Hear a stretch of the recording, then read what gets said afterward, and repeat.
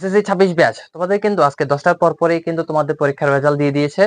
তো অনেকে কিন্তু ভালো একটা রেজাল্ট করেছো, যারা A+ পেয়েছো, যারা জিপিএ 5 পেয়েছো এবং যারা ভালো একটা রেজাল্ট করেছো তাদেরকে ভাইয়ের তরফ থেকে আন্তরিক শুভেচ্ছা এবং অভিনন্দন। যারা ভালো রেজাল্ট করেছো তারা কলেজের জন্য ভালো একটা প্রিপারেশন নাও। কলেজের পড়াশোনা কিন্তু বিশদ। কারণ এসএসসি তে তুমি যা পড়ছো তার থেকে দ্বিগুণ কিন্তু এইচএসসি তেও কিন্তু তোমাকে পড়তে হবে।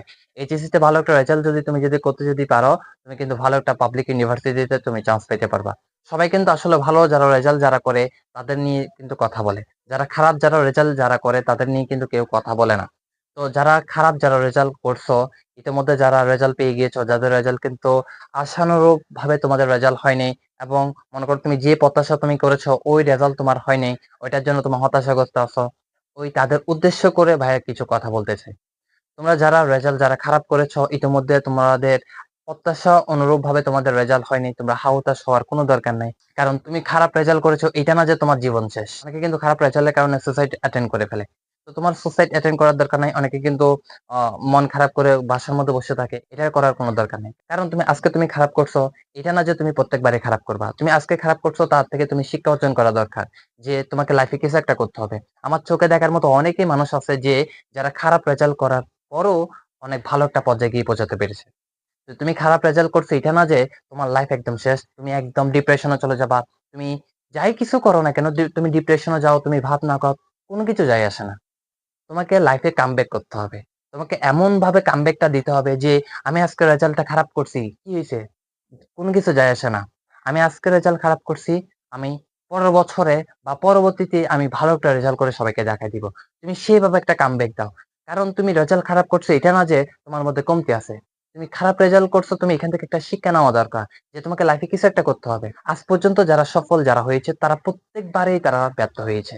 একদম সবাই কিন্তু উঁচু পর্যায়ে পৌঁছে যাইতে পারেনি। সবাই একদম পাহাড়ের উপরে, একদম পাহাড়ের চূড়ায় গিয়ে পৌঁছে যেতে পারেনি। সবাই কিন্তু লাইফে কিন্তু ব্যর্থ হয়। তো তুমি কিন্তু প্রাথমিক ধাপের মধ্যে ব্যর্থ হইছো। এটা না যে তোমার একদম লাইফটা একদম শেষ হয়ে গেছে। তোমার এখনো পর্যন্ত এখনো সময় আছে। তোমাকে এখনই কামব্যাকটা দেওয়ার সময়। তুমি লাইফে এখন একটা কামব্যাক দাও। ধীরস্থিরভাবে কোন এক জায়গায় বসো। তুমি একদম জনশূন্য মানে মানুষজন নাই ওই জায়গাতে গিয়ে তুমি বসো। ঠান্ডা মাথায় ভাবো যে তোমার কি ঘাটতি আছে। তোমার ঘাটতিটা তুমি পূরণ করো এবং তুমি সুন্দর করে একটা কামব্যাক দাও। তোমার এই কামব্যাকটা তুমি তোমার পাড়া প্রতিবেশী মানুষজনকে দেখাই দাও। কারণ তোমাকে এখন তোমার পাড়া প্রতিবেশী মানুষ, তোমার বাবা-মা থেকে শুরু করে সবাই তোমাকে কটু কথা বলবে যে, "তোর দ্বারা কিছু হবে না, তুই কোনো কিছু না।" এবং তোমার থেকে ফিলও হবে যে, তোমার দ্বারা কোনো কিছু হবে না। আসলে এই জিনিসটা না। তুমি তোমার ভিতরে তুমি জানো তুমি কি করতে পারবা এবং তোমার ওই জিনিসটার উপর প্রত্যাশা করে তুমি কি করতে পারবা এটা তুমি মানুষজনকে দেখাই দাও। কারণ তুমি যদি আজকে যদি পরিশ্রম যদি না করো, তাহলে তুমি কিন্তু ভালো একটা জায়গায় যাইতে পারবা না। কারণ তুমি একটু পিছায় গিয়েছো। তোমাকে পরিশ্রম করতে হবে অন্য যেই ১০ জন মানুষ যারা ভালো রেজাল্ট করছে তাদের থেকে তুমি দ্বিগুণভাবে তোমাকে পরিশ্রম করতে হবে। তুমি আজকে পরিশ্রম করো, ইনশাআল্লাহ তুমি দেখবা ভবিষ্যতে কিন্তু যারা আজকে ভালো যারা রেজাল্ট করছে তাদের থেকে তুমি কিন্তু টপে চলে যেতে পারবা। ঠিক সেমই যারা ভালো একটা পর্যায়ে গিয়ে যারা পৌঁছাইতে যারা পারছে তারা প্রত্যেকবারেই ফেল করছে। কেউ বলতে পারবে না যে যারা আজকে উঁচু পর্যায়ে গিয়েছে তারা একবারও ফেল করেনি।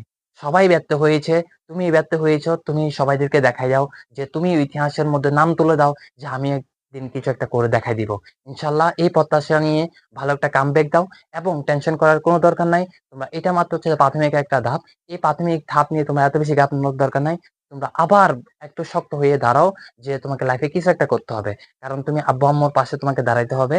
ওই জিনিসটা প্রত্যাশা করে তুমি সামনে আগাইতে থাকো এবং মনোবলটা একটু শক্ত করো যে তুমি লাইফে কিছু একটা করতে পারবা এবং তুমি লাইফে কিছু একটা করবা এটা টার্গেট করে একদম মনোবল শক্ত করে তুমি লাইফে সুন্দর করে আগাও। তোমার জন্য দোয়া রইলো এবং শুভকামনা রইলো যেন তুমি সুন্দর করে একটা কামব্যাক দিতে পারো এবং তুমি যারা আজকে ভালো যারা রেজাল্ট যারা করছে তাদের থেকে তুমি যেন ভালো একটা রেজাল্ট যারা করতে পারো। ইনশাআল্লাহ তোমার জন্য দোয়া করি এবং শুভকামনা। যারা ভালো একটা রেজাল্ট করছো তাদের জন্য শুভকামনা। সবাই ভালো থাকো, সুস্থ থাকো। আসসালামু আলাইকুম ওয়া রাহমাতুল্লাহি ওয়া বারাকাতুহু।